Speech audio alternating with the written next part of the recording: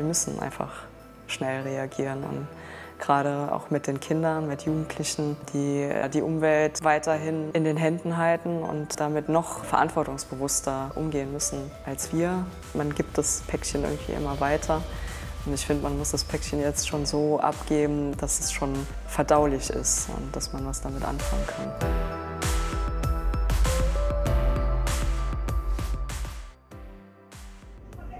Ein wichtiger Bestandteil unserer Ernährung sind Obst und Gemüse. Fragen Sie sich einmal selbst, wo die Paprika, die Nektarine oder die Mango herkommt, die Sie zuletzt eingekauft haben. Eine Ananas zum Beispiel wird um die halbe Welt transportiert, damit wir sie hier in Deutschland essen können. Bequem und günstig kann man solche exotischen Lebensmittel jederzeit in Supermärkten kaufen. Ich würde sagen, man lebt so im Überfluss. Also man kann sich eigentlich jeden Tag aussuchen, was ich echt essen möchte. Also wenn ich Lust habe auf Erdbeeren im Winter, kann ich sogar Erdbeeren im Winter essen.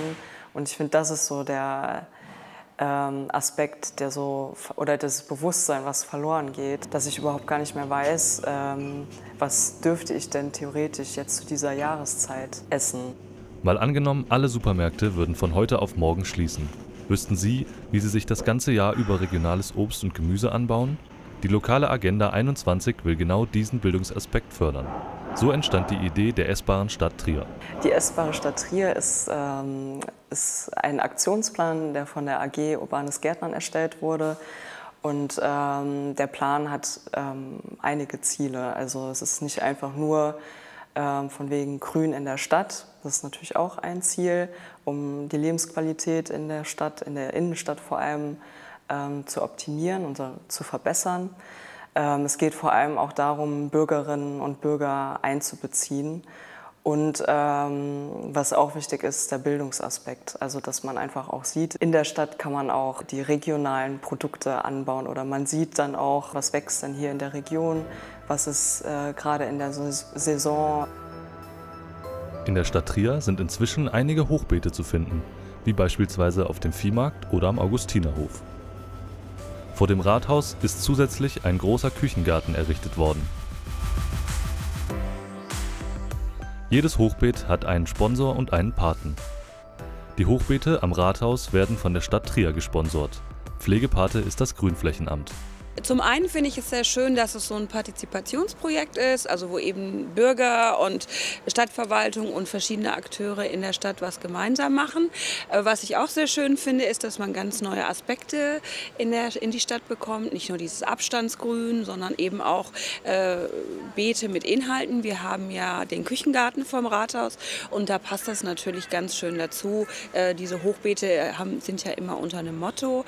Also wir haben dieses Jahr das Motto essbare Blüten gewählt und dann passt das natürlich ganz schön zu unserem Küchengarten vom Rathaus.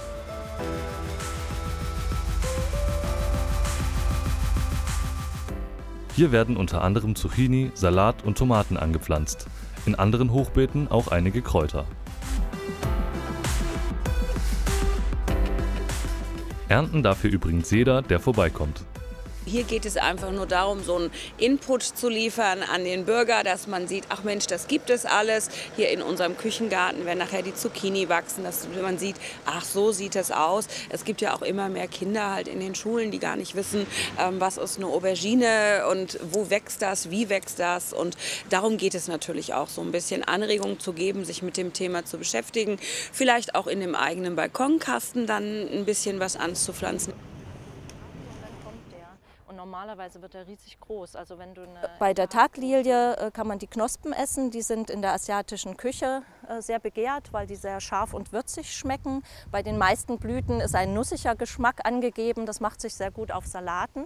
Und vor allem, was hier für Salate einfach toll aussieht, ist, wenn man die Blüten über den Salat streut. Bevor ein Hochbeet aufgestellt werden kann, müssen viele Dinge beachtet werden, wie etwa der passende Standort und die Verkehrslage. Ist das Hochbeet schließlich genehmigt worden, kommt der Bürgerservice ins Spiel. Er stellt die Hochbeete auf, wie diese beiden in der Hosenstraße. Der Bürgerservice ist auch von Anfang an mit dabei, baut diese Hochbeete.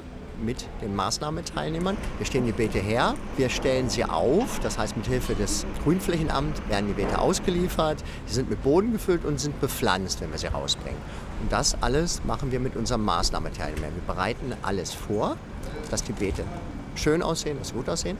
Wir fahren einmal die Woche rum und kontrollieren die Beete, gucken, ob sie gut gegossen sind, ob die Pflanzen noch in gutem Zustand ist und ob kein Vandalismus passiert ist. Das heißt, es gibt ja Leute, die reißen was ab, da müssen wir nachpflanzen oder manchmal kommt es vor, dass zerbrochene Flaschen drin liegen oder solche Sachen.